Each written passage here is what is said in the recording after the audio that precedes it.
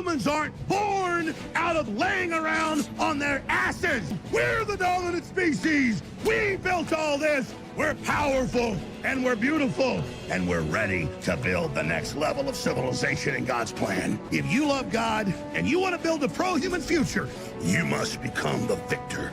But you have to believe in yourself first. This is the truth, and everyone knows it. So, ladies and gentlemen, I hope that you've had a truly blessed and wonderful Christmas Eve. This is the day that Christians have chosen to celebrate the birth of our Lord and Savior, Jesus Christ. It's a wonderful day, and I hope that you got to enjoy some great food, got some pretty cool gifts, and at the end of the day, get to come and listen to me talk about things that I'm hopeful for in 2024, and things that I wish would just be absolutely incinerated from the gaming and entertainment spaces. But before we do that, I want to take a moment to plug my channel. Now, I've been informed by somebody that they don't like when I mention subscribing to my channel, and I totally get it. I do. I actually kind of roll my eyes when people are like, 14% of people are subscribed, and so if you don't subscribe, you know, it's like, look, I totally get it, but here's the deal. I'm making a sales pitch to you. I'm not trying to woo you with numbers. I'm giving you what my channel offers. You get the content notified to you, but also, here's what you also get. And this is priceless or worthless, depending on your point of view. My YouTube community tab. Look, I post memes all the time. I'm a shit poster. And sometimes I'll just get inspired by something and just have the urge to repost it, okay? So here's the deal. This may turn you off. It may attract you. But at the end of the day, this is how I prefer to try to sell my channel to you. Is that you may be just scrolling through your YouTube timeline and come across something like this. Or a little gem of wisdom that makes you realize that, oh my God, in 2017 they were doing the same thing that they're doing today, and they still haven't learned the lesson. You may learn that, I asked Grok to draw the average American, and that's and sometimes we have a little fun on this channel. So 2024, I think, for gaming was a pretty bleak year, all things considered. There were a lot of calamitous, catastrophic failures. And we're not talking like little failures. We're talking multi-$100 million failures. We're talking Concords, Dragon Age the Veilguard, a 10-year development cycle. 10 years. That game was started in 2014. Obama was still president. Obama was still president in 2014. Think about that. Obama. So, all in all, there were a lot of negatives. However, there were also a lot of positives. I want you to think back at the beginning of the year. This is going to be a more laid-back video. I'm not going to dazzle you with all sorts of fancy visuals and stuff like that. We're just going to have a more chill-back, laid-back conversation. More podcast style. But I want you to think about it. Back in the beginning of the year, we got Helldivers 2, which in many ways was a complete and total resurgence of the Warhammer IP, because Games Workshop decided, you know what, we want to basically take out a gun and aim it at our own head with this, female Adeptus Custodes nonsense. We want to basically go full woke and embarrass ourselves, damage our reputation, tank our sales. If not for the game coming out and it being as good as it was, I don't think that company would have much of a future. And even still, their prices mixed in with their adopting of woke identity politics, it's only a matter of time. They basically bought themselves a little bit of extra breathing room, but yeah, it's coming. 3D printers are a thing. And the fact is, as you violate your own lore, attack your own customers, and just completely disrespect the audience that's willing to pay a fortune for these little miniatures when they can 3D print them these days. Um, yeah, I think the company completely misjudged the situation and their role in the entertainment landscape, as a lot of people do, because ego is a crazy thing. Pride is one of the most powerful sins. And so you had Space Marine 2 come out. That was a huge boon. Huge, improvement. And then, if you recall, we got Black Myth Wukong. And we also got Final Fantasy VII Rebirth, which I thought was a fine game. I didn't blow my socks off, but it was a fine game.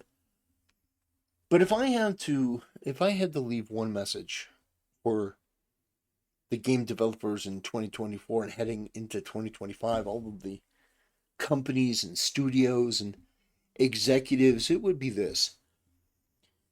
What you're doing is clearly not working. And what you need to understand, and you need to get this through your head, is first of all, people have woken up, not to talk about woke, because I know it triggers a lot of mentally ill retards on Twitter. But people have woken up to the fact that diversity just means anti-white. It doesn't mean a coalition of people, it just means anti-white. That's what diversity means, and people are aware of it now. Because Netflix can come out with a movie that has an all-black cast, and you call that diverse. So obviously, either you're mentally retarded, which I think that you are, but also you're malevolently evil and racist. There's also that, and we're aware of that now. That's something where people gave you the benefit of the doubt before, but they don't. They know that you're anti-white racist. So there's that. On top of that, your arrogance and your inability to understand that you need me and I don't need you, that has gotten you into a lot of trouble, and it needs to stop. The other thing, you need to stop hiring disgusting, degenerate, subhuman freaks to work at your company that publicly talk about how much they want to punch gamers. I didn't do a video on that, and maybe I should, but there was yet another one of these freaks at a huge company. I think it was it Ubisoft or CD Projekt Red, one of the big companies, that were fantasizing about punching gamers. You need to create and foster an environment at your company that puts them and gamers on the same page. Doesn't mean that they have to agree on everything, but the idea that you're going to have people come out there and trash the very market that they're trying to sell something to, those people need to be publicly fired, and they need to be ritually humiliated. They need to be bullied, and they need to be sent off in a way that it sends a message to anyone else who may be dumb enough to do that. Because here's the deal. You may think that that's a little bit over the top, but it's actually not. Because here's the deal. These socially awkward, degenerate, bottom-feeding, end of the bell curve in terms of IQ freaks may feel a moment of catharsis venting their frustration at gamers. But here's the deal. The moment that I see that, I'm immediately apprehensive about your entire company. All of your future games, I'm going to be looking at with a microscope. And then you have to take this into account. The game may not suck, but it may not be great. And people who have just been called all manner of terrible things and told that they want to be punched, these people want to punch them, they're going to be far more critical. And so while something may just be mid, they're going to say that it's trash. And unfortunately for you, you're going to pay the financial toll of that. And guess what? If a game is good, but it has pronouns, and it has woke DEI shit, People may not say that it's bad, but they're definitely not going to sing its praises if it didn't have that stuff. And the thing is, wokeness is an amplifier. It can make a game that is good worse. Doesn't mean that it makes it automatically bad, but it makes it worse. The game has to be really good in order to compensate. But for a bad game, that is one heavy debuff. And so what you need to do is you need to do more background checks. You need to do social media background checks. You need to make sure that these people aren't freaks. The other thing, you need to make sure that these people have not put out anything that could be damaging to the company and the brand. One way that you could do that going forward is to put clauses into your contracts that if you in any way market that you work for the company, that you're the art director, that you're this or that, that you are not allowed to put anything related to the company in your bio. Because you do more damage to the company than you can realize. And here's the thing. I know that people who work at these companies, these woke freaks, they think I'm the bad guy because I'm talking about this stuff. But here's the deal.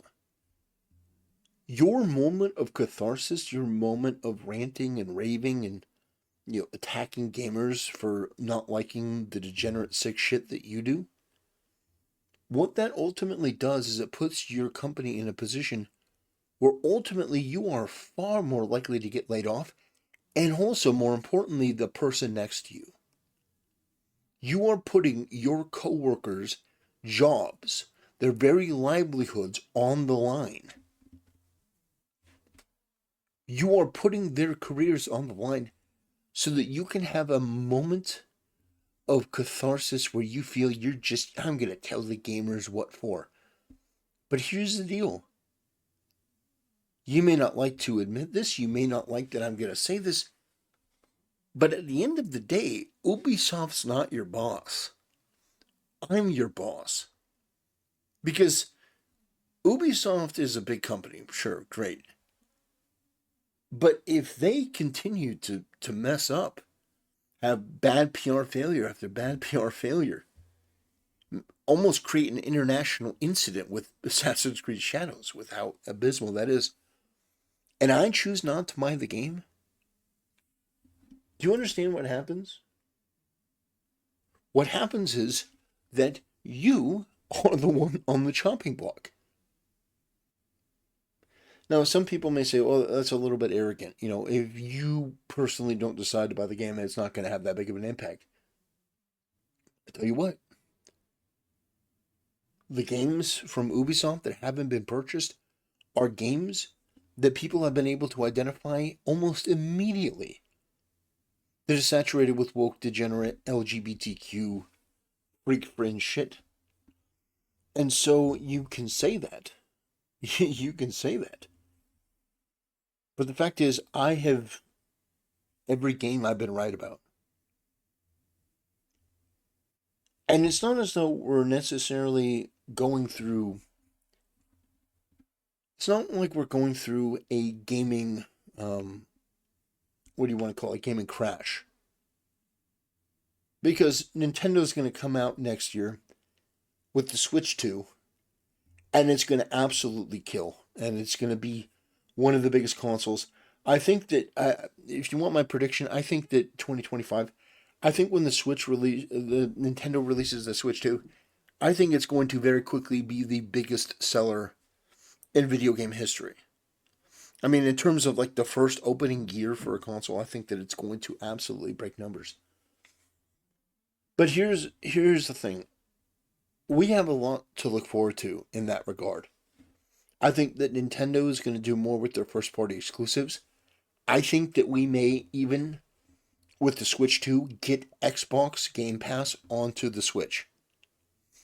Your convenience factor and the range of games that you're able to play in 2025, I think, is going to grow exponentially. And I think that ultimately what we're going to start seeing is a lot of companies are going to abandon projects that they may have had in the pipeline for years and have already spent a ton of money on, because they're going to see that wokeness and identity politics and left-wing progressivism doesn't work. Doesn't mean you won't get the straggler from time to time, but at this point, I think it's become pretty clear. Even Disney is looking at their lineup and saying, yeah, we have to remove this transgender scene from one of our movies. One of our upcoming movies. Like, that would never have happened 5 years ago. That would never have happened 5 years ago. Doesn't mean that everything's going to get fixed. I don't think that there's a win in all of this. We just have to remain vigilant. And that's what I'm going to do on my channel, is to talk about the things that I like, talk about the things that I don't like. Another thing that I'm grateful for is Path of Exile 2. I uploaded some clips to my YouTube channel. And yeah, it's a tremendous game. I had tons of fun playing it. I'm getting into Marvel Rivals. I suck at it at the moment, but I see the potential there. There is a lot within the gaming landscape to be optimistic about. And I do like the designs of Marvel Rivals. I think that aesthetically, I think it looks good. They didn't go the Concord route. They didn't go the DEI route. The women actually look like women. You know, Squirrel Girl and all that. And I think that's tremendous. So there is a lot to be grateful for. There is a lot to look forward to. There is a lot on the horizon that people can hold on to and say, yeah, I think that things are going to get better. I think that's tremendous. So I'm not going to take too much more of your time, but I just want to say thank you, genuinely. The second half of 2024 has been an absolutely tremendous year for my channel. I know I say this often, and I will continue to say it often, but it means a lot to me. The people who subscribe, the people who talk in the chat, the people who leave comments, the people who like, even the people that downvote. It just means a lot to show that you are on board, because this means a lot to a lot of people. It means a lot to me. I know it means a lot to some of you, and that's a tremendous thing. You could be watching anything right now. Your time is valuable. I know it. Your money is valuable, and there have been some unbelievably generous people that have given financially to this channel. I mean, we're talking like upwards of $50. $50. You understand? That's an insane amount of money. You know, it's like I've never really understood how some of these streamers get comfortable with that. Like, somebody dropped a $100 super chat, and you know, like most critical stream, and he didn't even bat an eye. And I'm looking at that like, holy shit! Like that is nuts. Where you could be just so used to that it doesn't really even. It's just crazy.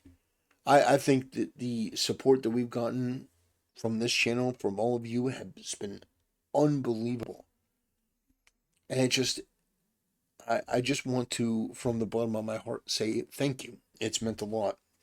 Because, you know, at the end of the day, this is just me talking, just me expressing my frustration at the industry that I used to love. And it's nice to know that there are other people involved who understand that wokeness is a cancer, and that diversity really does mean anti-white, that there's nothing virtuous about it. There's nothing benevolent about it. It is a rotten to the core, hideous, heinous, disgusting ideology.